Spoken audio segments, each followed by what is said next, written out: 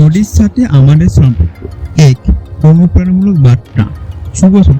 আজ আমরা এমন একটি বিষয় নিয়ে কথা বলব যা আমাদের জীবনের সাথে ওতপ্রোতভাবে জড়িত, অথচ প্রায়ই আমরা তা লক্ষ্য অনুধাবন করি না। আর তা হলো নদী।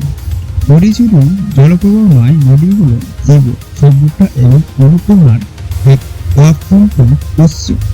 আমরা যখন নদীর দিকে তাকাই তখন কি দেখি এক অবিরাম প্রবাহ যা কখনো থামে না, কখনো পথ হারায় না। নদী সবসময় সামনের দিকে এগিয়ে চলে, তার গতিপথে আজাদ সমস্ত বাধা অতিক্রম করে। এই যে নদীর এগিয়ে চলার নিরন্তর প্রচেষ্টা, তা কি আমাদের জীবনের এক দারুণ প্রতিচ্ছবি না? আমাদের জীবনেও আছে অসংখ্য প্রতিবন্ধকতা, কিন্তু নদী মোটই আমাদের শেখা উচিত সেগুলোকে জয় করে সামনে এগিয়ে যাওয়া। নদী যেমন ছোট ছোট ধারা থেকে শুরু হয়ে বিশাল আকার ধারণ করে, তেমনি আমাদের স্বপ্নগুলো ছোট পরিসরে শুরু হয়ে বড় হতে পারে। প্রতিটি ছোট প্রচেষ্টাই একদিন বৃহৎ সাফল্যের জন্ম দিতে পারে। ঠিক যেমন প্রতিটি ক্ষুদ্র জলকণা একত্রিত হয়ে বিশাল নদী সৃষ্টি করে।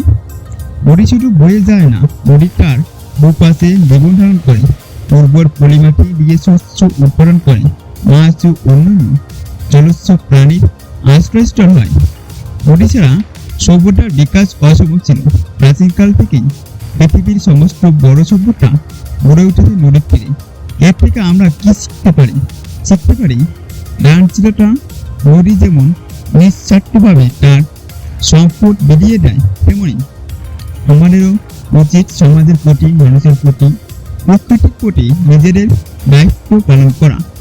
নদী কখনো স্থির থাকে না, সে প্রতিনিয়ত পরিবর্তনশীল, কখনো শান্ত, কখনো প্রমত্তা, কিন্তু তার মৌলিক চরিত্র একই থাকে, বয়ে চলা।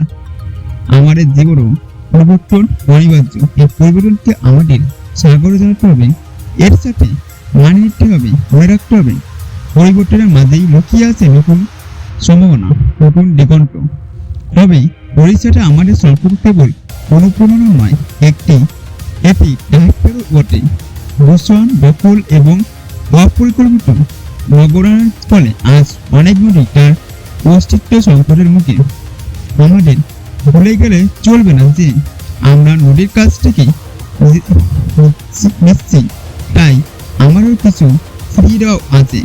নদীকে পরিষ্কার রাখা, প্রকৃতির প্রবাহ বজায় রাখা আমরা নৈতিক কর্তব্য।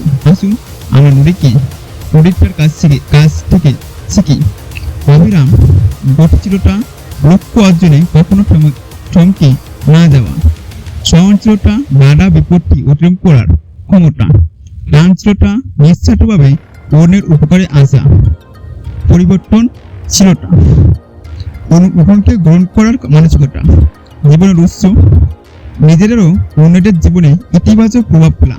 নদী যেমন একাকী বয়ে চলে না, তার সাথে মিশে যায় বহু উপনদী, শাখা নদী, তেমনি আমরাও একা নয়, পরে সহযোগিতা, ভালোবাসায় আমরা এক শক্তিশালী স্রোত তৈরি করতে পারি, যা সমাজ ও দেশকে এগিয়ে নিয়ে যাবে।